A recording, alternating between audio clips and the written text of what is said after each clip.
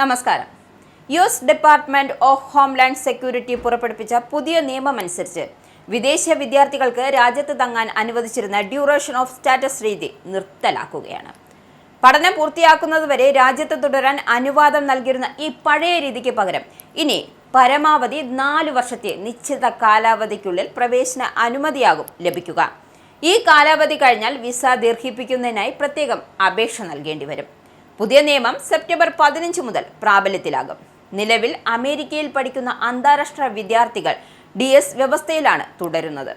ഇതിന്റെ പരിവർത്തന ആനുകൂല്യങ്ങൾ ലഭിക്കണമെങ്കിൽ ഇപ്പോൾ ഇന്ത്യയിലോ മറ്റു രാജ്യങ്ങളിലോ അവധിക്കാലം ആഘോഷിക്കാൻ പോയിട്ടുള്ള വിദ്യാർത്ഥികൾ സെപ്റ്റംബർ 15 മുമ്പ് എന്ത് ചെയ്യണം? US തിരികെ എത്തണമെന്നാണ് ഇമിഗ്രേഷൻ അഭിഭാഷകർ നിർദ്ദേശം നൽകുന്നത്. നിയമം നടപ്പിലാക്കുന്നതുമായി ബന്ധപ്പെട്ട് DHS വ്യക്തത വരുത്തുന്ന വിവരങ്ങളും ചോദ്യോത്തരങ്ങളും പുറത്തുവിട്ടിട്ടുണ്ട്. നിയമം നിലവിൽ വരുന്ന തീയതി മുതൽ പരമാവധി 4 വർഷത്തെ പരിധി ഉണ്ടായിരിക്കും.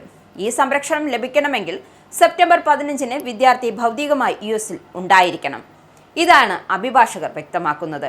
വിമാനയാത്രകളിൽ വൈകിപ്പിക്കലും ഒഴിവാക്കാൻ, അതായത് ഇക്കാര്യങ്ങളിലെ താമസം ഒഴിവാക്കാനായി വിദ്യാർത്ഥികൾ സെപ്റ്റംബർ 14 തന്നെ US എത്തിച്ചേരുന്നതാണ് സുരക്ഷിതമെന്നാണ് ന്യൂയോർക്കിലെ ഇമിഗ്രേഷൻ അഭിഭാഷകൻ വ്യക്തമാക്കുന്നത്.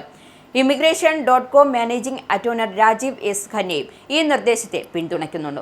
സെപ്റ്റംബർ 14 അതിനു മുൻപ് US പ്രവേശിച്ച് വിദ്യാർത്ഥികൾ പഴയ DS ചട്ടക്കൂടിൽ തന്നെയാണ് വരുന്നത്. എന്നാൽ സെപ്റ്റംബർ 15 അതിനുശേഷമോ രാജ്യത്ത് പ്രവേശിക്കുന്ന വിദ്യാർത്ഥികൾ I-94 റെക്കോർഡിലെ ഒരു നിശ്ചിത തീയതി മാത്രമായിരിക്കും പ്രവേശന കാലാവധി ലഭിക്കുക. എന്നിരുന്നാലും നേരത്തെ പ്രവേശിക്കുന്നത് വഴി ലഭിക്കുന്ന ഈ DS പദവി പുതിയ നിയമം വന്ന ശേഷമുള്ള ആദ്യ വിദേശ യാത്ര വരെ മാത്രമേ നിലനിൽക്കൂ എന്നത് ഖന്ന വ്യക്തമാക്കുന്നു. ഈ ആനുകൂല്യം ലഭിക്കണമെങ്കിൽ അത് വളരെ പെട്ടെന്ന് നഷ്ടപ്പെടാൻ സാധ്യതയുള്ള ഒന്നാണ് എന്നും അദ്ദേഹം കൂട്ടിച്ചേർക്കുന്നു. അതേസമയം ഈ 4 വർഷത്തെ ട്രാൻസിഷൻ കാലാവധി വിദ്യാർത്ഥികൾക്ക് സ്വയവേ അധികമായി ലഭിക്കുന്ന 4 വർഷമല്ലെന്നും New York attorney Cyrus D Mehta വ്യക്തമാക്കുന്നു. വിദ്യാർത്ഥി സാധുവായ F1 സ്റ്റാറ്റസ് നിലനിർത്തുന്നിടത്തോളം കാലം DS തുടരാൻ ഇത് അനുവദിക്കുന്നു എന്ന് മാത്രം. പഠനം പൂർത്തിയാവുകയും ഗസ്റ്റ് പീരീഡ് അവസാനിക്കുകയും ചെയ്താൽ വിദ്യാർത്ഥി നിയമവിരുദ്ധമായി രാജ്യത്ത് തങ്ങുന്നയാളായി മാറുമെന്നും അദ്ദേഹം ചൂണ്ടിക്കാട്ടുന്നു.